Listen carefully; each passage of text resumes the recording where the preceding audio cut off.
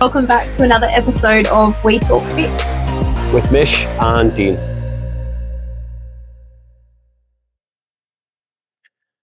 Right. Full bananas. Now we're good to go. Now we're good. Cool. Just a little bit of a chat about celebrating non-scale victories. So, just little things. It could be stepping into the gym for the first time. Could be reaching for a piece of fruit instead of a bag of chips. Just learning to not obsess over scale weight or things like that, but celebrating your smaller wins along the way. Yeah. And how that can actually help improve consistency over time instead of being so obsessed over. I think there's lots of different types of people, isn't there? Like some people are very data driven. Yeah. And they're always going to be chasing numbers of some description. But you can still make the goals. So like it's always really good to set a goal. Like I want to lose this much weight, or I want to lift this much weight, or whatever it might be. Yeah. And then break it down into real small chunks. Mm-hmm. So even if you are data driven, you can still make those smaller chunks achievable. But then, like, you know, I've got clients, like I've got all different demographics of clients, really, yeah. In my general sort of clients. And then I might have, you know, not with every female client I've got, but with a lot of female clients I've got, we're going off how well the clothes fit. And it's a major one for me, with mine. You know, like I always say, like, it doesn't matter, like we're not judging you on your appearance. Like it doesn't matter what you look like by anybody else's standards, but also like we want you to feel more comfortable with what you see in the mirror. I can give you my opinion, but it's only my opinion on that stuff. It's really going to come down to what you're going to be happy seeing in the mirror. Yeah. And I think, you know, whether it's like a complete physique change or chasing a number, like I want to lift 100 kilos on the deadlift or whatever, if you can see wins along the way, that can only help you stay more motivated and disciplined and consistent with the plan, as opposed to because sometimes it's going to take a while before you see a result of the effort you're putting in, you know? So we've got to look for those smaller results to keep you consistent and motivated. Yeah, pretty much, which is what I want to chat about a little bit too. And then it's also a lot of my not a lot, some of my clients have been in the past super obsessed with, say, scale weight. Yeah. They weigh themselves all the time, twice a day, 3 times a day, like that. Well, that's too much anyway, really. Sort of mentality. So, instead of doing that side of things to try and track yourself, you know, you're celebrating those small wins, like you say. It's exactly the example that I use often with how well your clothes are fitting. You know, for those type of clients and things that want to lose a couple of kilos here or there, and they couldn't fit into a dress that they could fit into last year or the year before, and they've still got it and they want to fit into it again, or jeans or whatever that don't quite do up as well as they used to. They're small wins when you hit those points instead of just scale weight or, you know, sort of being, this is where I want to be, but I haven't actually looked at how I'm going to go to get there. Way. Yeah, I mean, the scale weight, I mean, ultimately, if, you know, if you've got a client that's got a goal of, and I'm only picking numbers out of the sky again, like, I don't know, wants to lose 10 kilos, then the scale mate is part of the goal. Yeah. And you're going to keep coming back to that at some point. Like, hopefully it's under guidance and you're setting it out, you know, at margins rather than, like you say, 3 times a day is just ridiculous. But know that it could also not be tracking on the same trajectory for the whole, you know, let's say it's I don't know, 12 weeks, whatever it might be. Again, I'm just picking numbers out of the sky. So it's a 3-month period, we're going to lose 10 kilos, right? Which is ambitious, but doable, but relative to who we're talking about. But we want that line doing this, which doesn't mean that it's a straight line. Yeah. It's going to have, so if you were weighing yourself morning, noon, and night, you might see this happening. Yeah. But it's still going down over the 12 weeks. Yeah. But within the day, you're seeing peaks and troughs. Or you might look at weighing yourself 3 times a week and doing an average. And then you might see this happening. Yeah.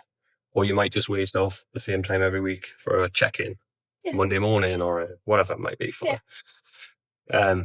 So we're not looking, ideally, we might get a straight line, but the chances of getting it are few and far between. I think you'll see this happening. It's the general trajectory we're looking for. Yeah. Like, I think I've mentioned it before. I learned a lot actually from when I competed, and I was needing to, not that I'd recommend people do it, but I was weighing myself every morning. Mm-hmm. And after a couple months, what I learned about my body and my hormones and time of month, etc., was massive, because it was always the sort of 2 days before I got my cycle. Yeah. I'd be up 2 kilos. Yeah. So it's also learning it's one tool out of a box of different tools to track how you're going. Because if I had taken that 2 kilos and just weighed myself once a week and I've gone up 2 kilos, I'm You'd be going, panicking, holy crap, I haven't, and... so it's subjective. So you've got to be quite aware of, it's not just tracking your scale weight, and doesn't mean that you put 2 kilos on in a week. Nah. Either. And there's other wins as well. Like, so we're talking about scale weight as an example. There's, like how well clothes fit we've talked about, whether it's numbers that you're chasing in the gym with performance in mind. There's also things like mobility, pain levels, comfort levels in movement. Like, there's lots of other wins that we really shouldn't just disregard. Yeah. Particularly, sleep, water, like the young, tender age that I'm at. Like, I've got a fair few male clients my age that we work on stuff, and strength and performance is coming, but we're also trying to work on mobility in the background to help that performance, which means that they'll suddenly do a stretch scenario with me, and suddenly they can get into a position that however long ago they just physically couldn't get there because things were too tight or too sore, or so those are wins. That's a win, because that's stuff you're going to take outside of the gym and move better, move easier, have strength in those ranges, more comfort in those ranges. If you had been in pain, less pain. Yeah. So there's, as much as we want to definitely, if we can, set targets or goals, or have a strategy in place to reach those things, I think it's really important that we listen to little messages along the way, or small wins, like you say. Yeah, acknowledge them. Acknowledge that you've hit those little targets along the way, that you've managed to improve in some way. You may not have hit your final goal yet, but you're working towards it. It's not overnight. The little confirmations along the way, aren't they? Yeah. And you can use trends as well. So you might see that, like, I don't know, you go back to the example of the person trying to lose 10 kilos, and they've been, I don't know, let's say they're losing a kilo every week and a half, 2 weeks-ish, right? But then all of a sudden, at week, I don't know, halfway through, they fluctuate up by a kilo and a half. So you're like, okay, the trend's been this. Okay, we're going to give it a week and see if it's just a blip, hormone-related, stress-related, like stress, and without using a specific example, it's hard to explain. But that's why we can, like I say, you look at the trajectory rather than those trends. You look at that and Now, if that happens to turn into a 3-week window, then we go, okay, do we need to actually, which you should be doing along the way anyway, reassess the calorie intake, reassess activity levels, and those things. So that the little bits along the way are actually equally as important as where you've set this target, because if they aren't giving you the guide through the whole thing, you wouldn't get it. You wouldn't get to your end goal. It's the sooner, and again, like I'm always banging the same drum. People get sick of hearing me say it, but it's about consistency. So Yeah. as soon as you get closer to becoming the type of person that this would be, with diet or nutrition, exercise, activity levels, the more consistent this steady trend will be. Yeah. We're not asking you to be perfect straight away. Subtle changes done over time, for the sake of repeating myself a million times. Said that one this morning to a client. Exactly that.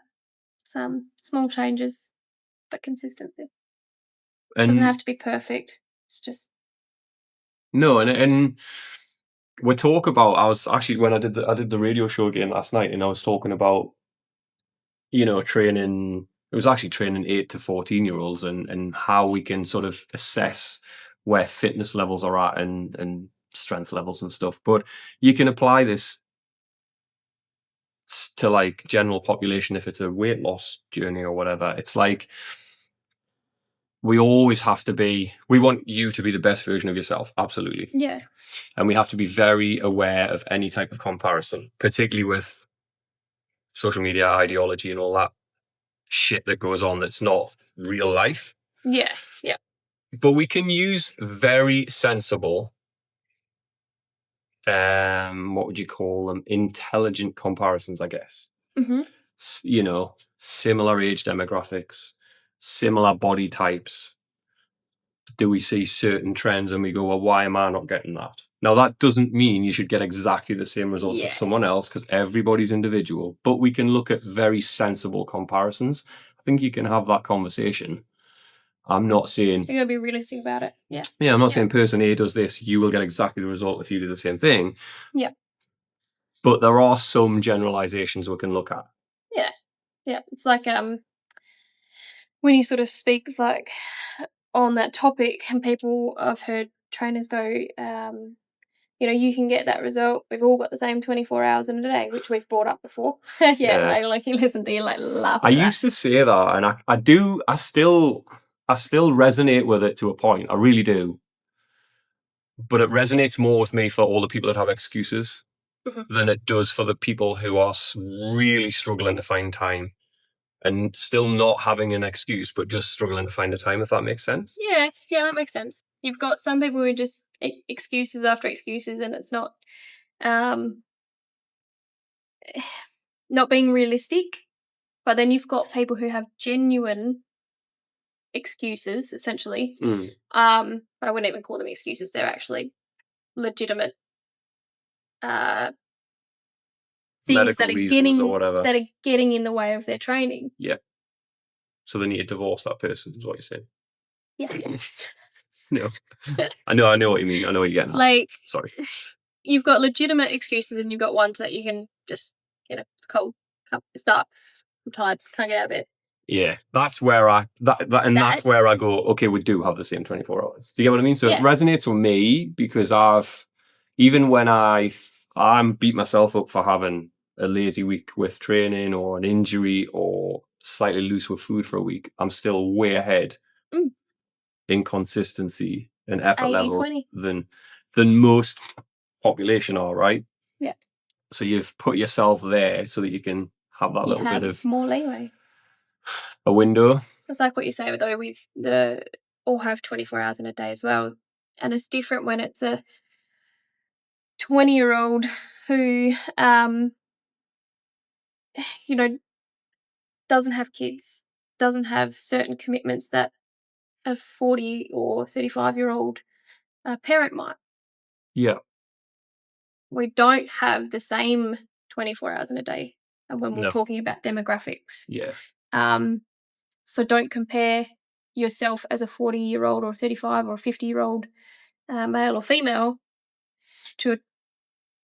with kids or family or those sorts of commitments with a 20-year-old influencer who's turning around and saying, we've all got the 24 hours in a day. You don't. Very different. Yeah. Your day looks very different. That's what we talked about with it. It's not a flex. Come back when you're my age and doing a shift, mate.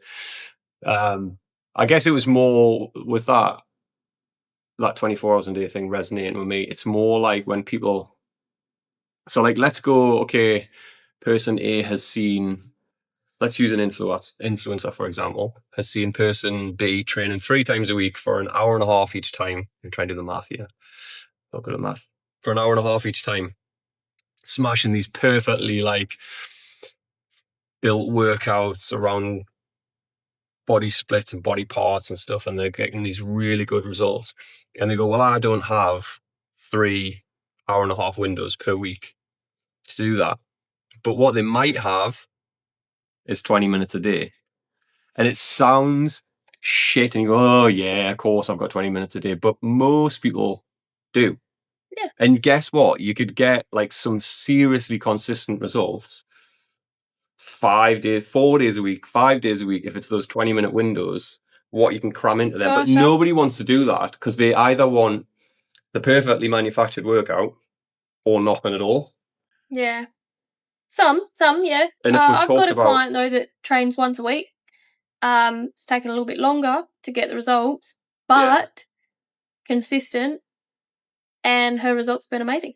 and other changes as well, like so they're pretty good with food and Yeah, food's to been back up good. the training side of things. Strength's coming along slowly. Her body composition's changed heaps, but she's only got 1 session a week and has been for just over a year or 2 years maybe.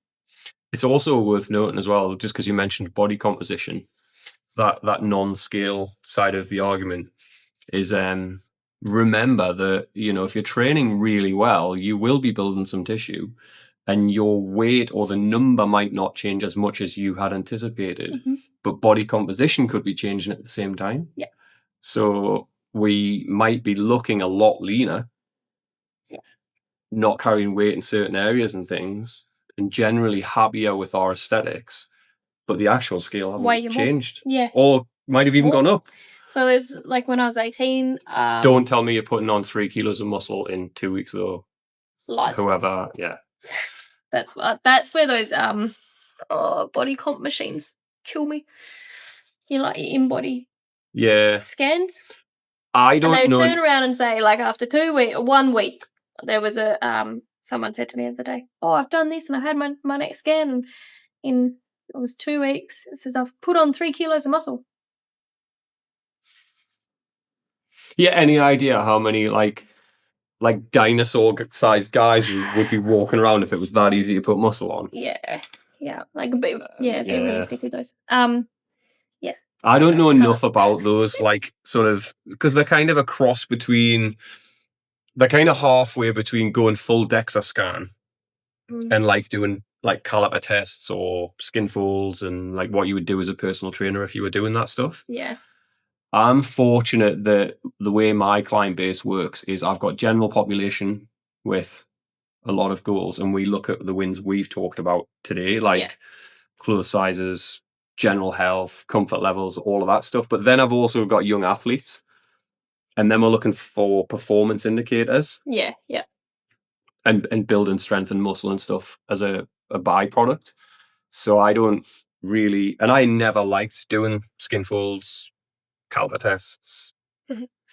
Every now and then we might do some widths and girths and stuff like that. Yeah. Dependent on whether it was necessary. Hip to waist ratios, I don't really like too much. Yeah. You know, can be okay for a lot of the population, but there's some outliers that it's just not a fair assessment on where they're at. BMI, I don't like. So that's actually a lot of people in the medical industry, health industry. It's all the studies are saying to go away from your BMI essentially. BMI. Anyway, like I would agree. I mean, I'm not obviously medically trained or anything, but I just cannot see how that's an accurate assessment of people's health and fitness. Well, they're realizing how bad it is. I think it's okay for a subset of people right in the middle. You can use it, but if you're at either end of that BMI range, if you're really like a really strong muscular athlete, you know, your weight's going to be out like heaps. Yeah. Your BMI is out. Like my wife's obviously my BMI's always tiny, been out. very petite, very slim, super lean, very strong. I would, you know, as a loving husband, I would argue that she could have an extra couple of kilos around just for comfort levels of body fat. But it's up to her how she wants to be. But I certainly wouldn't have her where BMI would put her. And that's like grossly underweight. Whereas I know, I'm going to be horrible, I know women in the comfortable level of BMI that are way unhealthier than her. Mm-hmm. Yep. Way more at risk of Like, even when coronary I things was and health, joint leaner issues. than I am now, and I was put under the overweight range. Yeah, I don't quite like that one. So according to BMI, I'm overweight, but Yeah. and I was leaner than I am now. But yeah, You would be in a different group though. You know, you've got other things you could look at. Even if you weren't looking at numbers, you've got other things you could look at as indicators of where your health and fitness was. oh So you yeah, could go, okay, but where's my I strength know that. levels? Yeah. Where's my strength levels? Where's my performance levels? Yeah. You know, am I getting out of breath doing brushing my teeth? Like whatever it might be. Yeah. But Yeah. like, you know, and it depends where you sit in that. You know, for a lot of people like listening to this, or they might just, and I don't mean this to be disrespectful, they're in general population and their goals are just as important as anybody else's. 100%. But there's some things you should probably be worrying about in this group of people, and some things you can leave till later. You know, and we've like have chatted about it before, where people come to me and say, "Oh, like, should I use this supplement or take this, or what should I do about this or this specific exercise?" And I'm like, that is so far down the line from where you're at the minute. Yeah. And it's hard. Big levers, little levers. Big levers, small things done over time consistently. And like I just like banging my head against the wall with that one. But yeah, like it's quite good that we've chat. You know, with it being the end of November into December now, we have been chatting about like the mental health side of stuff a lot, and following a training regime or a diet regime or whatever you want, however you want to word it, it's difficult, right? It's hard to have consistency. You're not always going to have the motivation. So it's really important for like self-efficacy and self-worth that we really listen to those small wins, because they're little pats on the back. Yeah. And like, I'll take on anybody that wants to walk through these doors, but I also need a pat on the back sometimes. And that's okay. Like, Yeah. I can only speak to guys, and not all guys, but like sometimes we hide a bit behind the bravado and the ego. And it's quite nice to, like I say, listen to those small wins. It might be a compliment from someone. I had 2 women objectifying me squatting the other day, and I said, you know, it's cool though, right? You said like, and obviously the friends, so it was all banter. But like, if you've got 2 women that can train at a really high level watching your form in a squat as a guy, you know, you're doing something right. And that could work, flip that around, whatever. It's just an example. But pats on the back are good. Yeah. Which Absolutely. is also why we should also support each other. Yeah, definitely. Inside the gym, outside the gym. Yeah. Check in on each other, speak to each other. Absolutely. Positive vibes. And I think because we've now got into this, things are getting better, but this whole woke stuff, there's a difference between bringing positive vibes and supporting each other and just giving people excuses. Because sometimes you have to have, you've got to have a little bit of tough love. Yeah. A little bit of tough love. You're actually going to help that person in the long run with some tough love, instead of, you know, stroking their ego because they don't want to hear it, or you don't want to say it to hurt someone's feelings sometimes. I don't like hurting people's feelings. No one does. No one does. But it doesn't mean it's not the truth either. So it's finding the right balance. Yeah. But if it's going to help you in the long run with your health, with your mobility, with, you know, whatever, then, you know, if the opportunity for that conversation came up, then yeah, I will do my best to sort of help you so that you're here, not here. And if it has to be a little bit of tough love conversation, then not. Well, I think that's why, like, you know, why I like the way you coach, and I respect the way you do things with your clients and stuff, and with your own training, is because you're, and that's what makes a good coach, is the ability to have those conversations. It's a soft, tough love. Well, yeah, but it's tough love done the right way. Softly delivered. I think we're probably past like boot camp instructors and things now. People are too smart. I've got clients that openly admit they just like being told what to do. Yeah. But I still don't have to yell, badger the shit out of them. Like, we can still do it productively and supportively. Yeah.